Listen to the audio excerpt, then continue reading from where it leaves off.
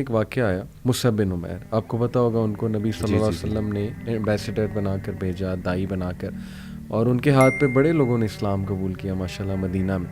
تو میں پڑھ رہا تھا کہ سعد بن معاذ اور ان کے ایک اور ساتھی تھے، وہ بھی سردار تھے، ان کا نام میرے ذہن سے اچانک نکلے، اسید تھے شاید غالباً. اینی وے یہ دونوں معاذ بن ان کے سامنے مصعب بن عمیر کے سامنے آئے اور مصعب بن عمیر کو بڑے سخت الفاظ کہے کہ تم یہاں سے نکل جاؤ، چلے جاؤ، تم پوائزن کر رہے ہو ہمارے لوگوں کو.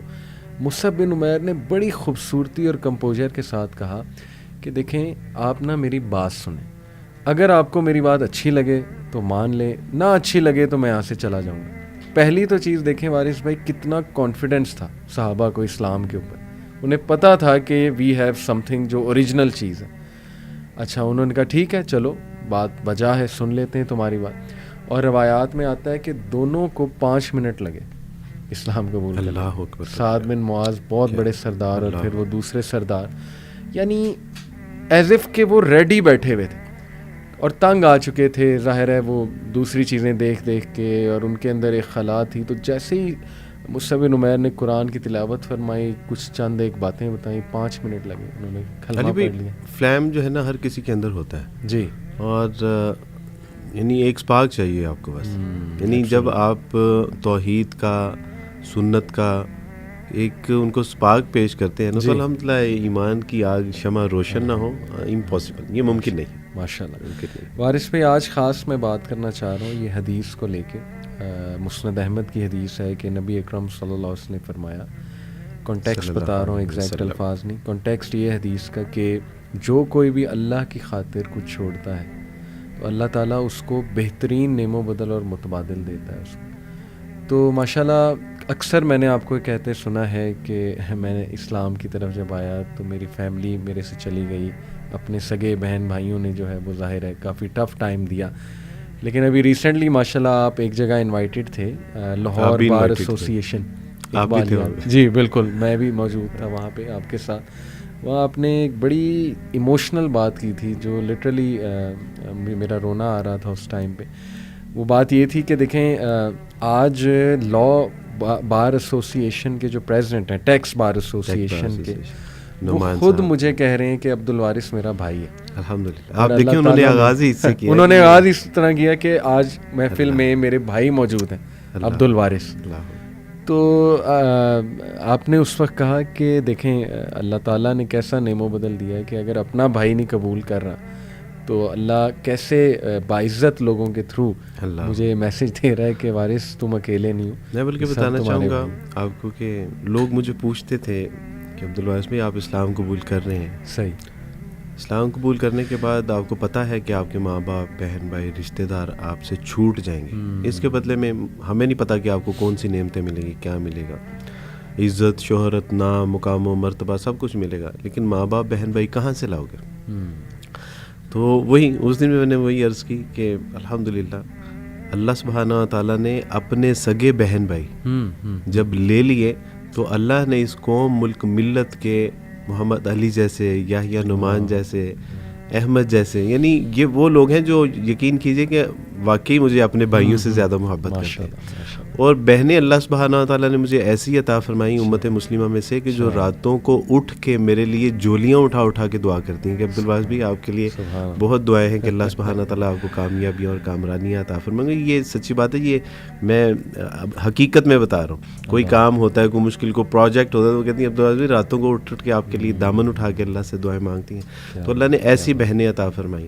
اللہ سبحانہ تعالیٰ نے ایسے بزرگ عطا فرمائے کہ جنہوں نے یقیناً والدین سے بھی زیادہ جو ہے وہ میرا خیال رکھا، محبت، شفقت، اور سر پہ اپنا ہاتھ رکھا. اور کبھی زندگی میں مشکل یعنی نشیب و فراز بھی آئے اور انہوں نے اس میں جو ہے وہ کبھی مجھے تنہا نہیں چھوڑا اور ہمیشہ خیال رکھا. الحمدللہ.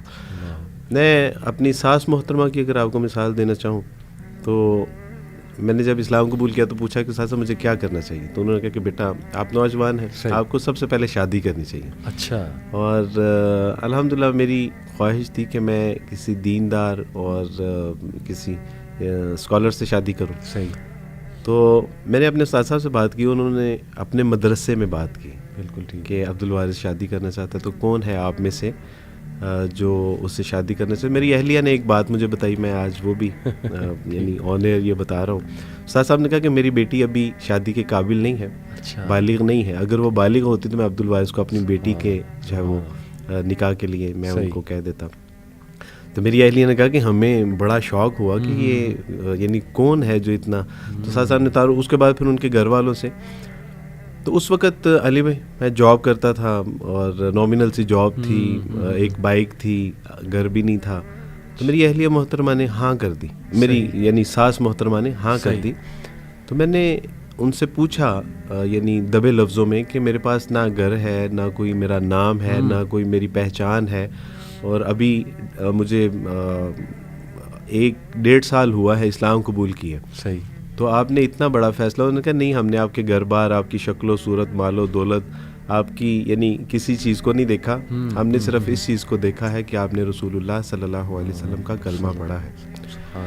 تو آپ تصور کیجئے کہ اس ماں کا کیا حوصلہ ہوگا کہ جس نے یعنی اتنی بڑی جو ہے وہ قربانی دی. الحمدللہ. یہ ایک وقت ایسا ہے, یہ نوجوانوں کے لیے ایک بڑی اہم چیز ہے کہ جب میری فیانسی تھی اور انہوں نے جب اسلام قبول کرنے جا رہا تھا, تو میں نے ان سے کہا کہ دیکھیں ہم شادی کر لیں گے اور میں مسلمان اور آپ عیسائی بھی رہیں تو دیر از نو پرابلم. صحیح. تو اس نے کہا کہ یہ کس طرح ممکن ہے کہ میں مسیح کو چھوڑ دوں. تو اس نے کہا کہ دیکھیں آپ کے پاس ایک آپشن ہے, یا اسلام یا پھر ثانیہ. تو یہ بچپن کی محبت, وہ وعدے, وہ وفائیں, وہ خواب, وہ فیوچر پلاننگ. تو میں نے کہا آج آپ نے صرف یہ چھوٹی سی بات کر کے سارا کچھ ختم کر دیں گے. تو اس نے کہا کہ نہیں, یا اسلام قبول کر لیجیے یا مجھ سے شادی کر لیجیے. میں نے ایک لمحے کے لیے سوچا کہ عبدالوارث, اللہ تو وحدہ لا شریک ہے, خواتین تو معاشرے میں اللہ نے اور بھی بنائی ہیں, لڑکیاں تو اور بھی ہیں. تو میں نے کہا کہ نہیں, انشاءاللہ میں اسلام قبول کروں گا اور اپنی بچپن کی محبت کو سیکریفائی کروں گا. اس کا نتیجہ اللہ سبحانہ و تعالیٰ نے یہ نکالا کہ آج میرے نکاح میں ایک نہیں 2 نیک صالح عالمہ اور پڑھی لکھی سمجھدار بردہ بار ساکرہ صابرہ اور شاکرہ جو ہے وہ خواتین میرے, یعنی اللہ نے ایک لے کے مجھے اس سے کہیں بہتر. تو میں آپ سے عرض کرنا چاہتا ہوں کہ یہ بالکل صحیح بات ہے کہ اللہ سبحانہ تعالیٰ جب کوئی چیز لے لیتا ہے تو وہ بہتر نہیں, بہتر سے بھی بہترین عطا فرماتا ہے. یہ اللہ کی سنت ہے. اور ہم کس کے ساتھ یعنی سیکریفائی کس کے لیے کر رہے ہیں؟ اللہ کے لیے سیکریفائی کر رہے ہیں. اور جب اللہ کے لیے آپ سیکریفائی کرتے ہیں تو اللہ سبحانہ تعالیٰ آپ اس کا نعم البدل نہ عطا فرمائے, نہ صرف آخرت میں بلکہ وہ دنیا میں بھی اس کا نعم البدل عطا فرماتا ہے. یہ میرا پرسنل ایکسپیرینس ہے الحمدللہ.